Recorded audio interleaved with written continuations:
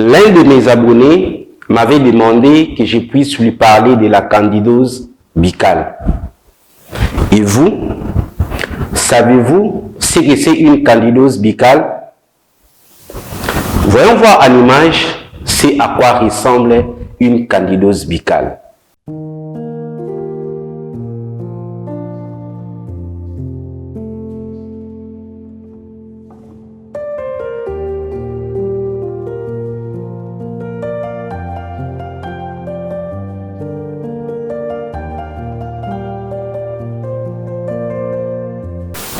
Les images que vous venez de voir défiler, ce sont les images de la candidose buccale.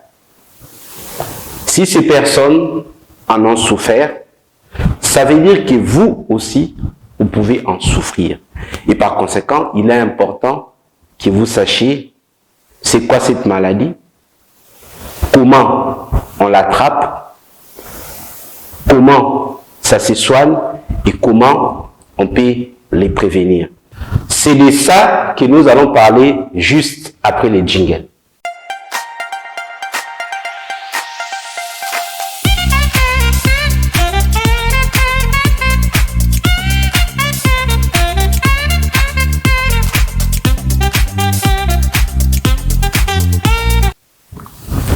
Salut, c'est Dr Moïse. Ici sur ma chaîne, je parle de la santé et de la médecine. Parce que je suis convaincu qu'au-delà de tout ce que nous pouvons avoir et au-delà de tout ce que nous pouvons savoir, il est important que nous puissions être en bonne santé. Car sans la santé, tout ce que nous avons et tout ce que nous savons ne valent rien. C'est la raison pour laquelle j'ai mis en place cette chaîne pour vous donner l'information sanitaire, la bonne et la vraie, qui vous permettront d'être en bonne santé. Et par conséquent, si vous voulez réellement tirer profit de cette chaîne, vous n'avez qu'à faire une seule chose, c'est de vous abonner ou de nous suivre en fonction de la plateforme dans laquelle vous nous suivez, de cliquer plutôt sur la cloche en choisissant toutes les notifications pour que vous ne ratiez aucune des vidéos santé que j'ai publiées sur cette chaîne qui vous apportera du bon contenu. Comme j'étais en train de le dire tout à l'heure, aujourd'hui, nous allons répondre à la demande d'un de nos abonnés qui nous a demandé que nous puissions parler de la candidose buccale. La candidose buccale, également appelée muguet, c'est une maladie infectieuse causée par un champignon que nous appelons Candida albicans. Raison pour laquelle cette maladie est appelée candidose. Et la candidose buccale, qui est causée par les Candida albicans, c'est un champignon qui vit à l'intérieur de nos bouches, à l'intérieur de ma bouche, à l'intérieur de votre bouche et à l'intérieur des bouches de tout le monde. Il vit de manière saprophyte dans nos bouches.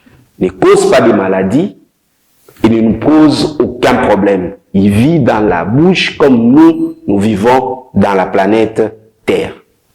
Mais, dans certaines circonstances, ces champignons saprophyte peut devenir pathogène et causer des maladies. Alors la question, dans quelles circonstances ou à quel moment ces champignons peuvent devenir pathogènes et entraîner la maladie que nous appelons la candidose buccale? Le Candida albicans peut devenir pathogène lorsque il y a un déséquilibre dans les flores microbiennes buccales. Vous devez savoir que dans notre bouche, nous n'avons pas seulement les Candida albicans, nous avons environ 1000 espèces de microbes qui vivent dans notre bouche, comme nous vivons dans la planète Terre. J'ai bien dit plus de 1000 espèces, pas 1000 microbes, mais 1000 espèces.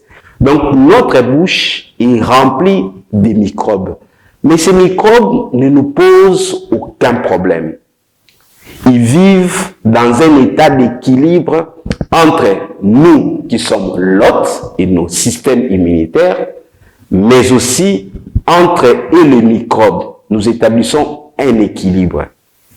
Alors, le candida albicans en particulier peut devenir pathogène lorsqu'il y a un déséquilibre dans la flore microbienne. Par exemple, lorsque la personne prend des antibiotiques de manière abusive et prolongée, les antibiotiques vont détruire certains microbes. Ils vont diminuer par conséquent la quantité de certains microbes dans la bouche, mais qui ne nous posent pas de problème. Par conséquent, l'équilibre entre les microbes au niveau de la bouche sera rompu et les microbes autres qui n'étaient pas pathogènes vont devenir pathogènes et entraîner des maladies. En l'occurrence, les cas de Candida albicans peut devenir pathogène et entraîner ce que nous appelons une candidose buccale. Deuxième facteur qui peut entraîner la transformation du Candida albicans saprophyte en Candida albicans pathogène et entraîner une candidose buccale, c'est lorsqu'il y a baisse de l'immunité de notre corps. Tout facteur qui va entraîner une diminution de notre immunité va entraîner le développement, la transformation du Candida albicans en Candida pathogène et va entraîner la candidose buccale. Des états comme l'infection à VIH-Sida qui entraînent une diminution de notre système immunitaire, de notre système de défense, vont faire en sorte que les personnes qui ont cette maladie peuvent souffrir de la candidose buccale. Et d'ailleurs, parmi les premières manifestations du VIH-Sida, il y a des lésions de candidose buccale qui peuvent se manifester dès le début de la maladie. D'autres pathologies comme le diabète, lorsqu'elle est déséquilibrée, va entraîner également le développement de la candidose buccale. La grossesse, qui entraîne aussi dans une certaine mesure une baisse de l'immunité, on peut voir que certaines femmes enceintes vont se mettre à développer une candidose buccale. Donc vous comprenez que tout facteur qui va entraîner une baisse de l'immunité des systèmes de défense de l'autre, nos systèmes immunitaires vont entraîner le développement de la candidose buccale. La liste que j'ai citée n'est pas exhaustive. Nous pouvons compléter dans cette liste, par exemple, les personnes qui souffrent des cancers, qui sont sous chimiothérapie, sous radiothérapie, peuvent développer une candidose buccale. En dehors de ces facteurs, de deux facteurs que nous venons de citer premièrement, à savoir déséquilibre de la flore microbienne buccale, baisse de l'immunité, mais également d'autres facteurs qui peuvent entraîner également le développement de la candidose buccale, notamment une mauvaise hygiène buccale, notamment une personne qui porte une prothèse dentaire qui est mal adaptée. Ces facteurs peuvent entraîner le développement de la candidose buccale. Et comment se manifeste cette maladie? La candidose buccale se manifeste généralement sous forme de lésions blanchâtres, des plaques blanches qui se collent soit sur la langue, soit sur la face interne de nos joues, soit au niveau du palais. Et lorsque on enlève ces membranes blanchâtres, ça va laisser une plaie rougeâtre qui va commencer à faire mal. Et il y a d'autres formes également de candidose qui touchent par exemple les commissures labiales où ça va entraîner des fissures au niveau des commissures labiales que nous appelons des perlèches. Tout ça, ce sont les différentes formes et les différentes manifestations de la candidose buccale. Alors, comment se traite une candidose buccale? La candidose buccale se traite généralement par des médicaments, notamment des médicaments antifongiques comme la nystatine, la clotrimazole et d'autres médicaments.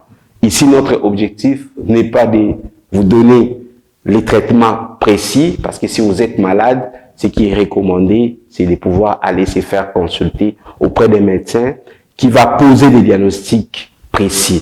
Et dans le cas d'une candidose buccale, on va faire un prélèvement au niveau de la bouche qu'on va envoyer au laboratoire pour une culture et une identification afin de pouvoir isoler l'agent pathogène responsable de la maladie. Une fois que le diagnostic clinique est posé, également le diagnostic des laboratoires, à ce moment, le médecin pourra vous prescrire un traitement approprié qui va faire en sorte que vous puissiez guérir.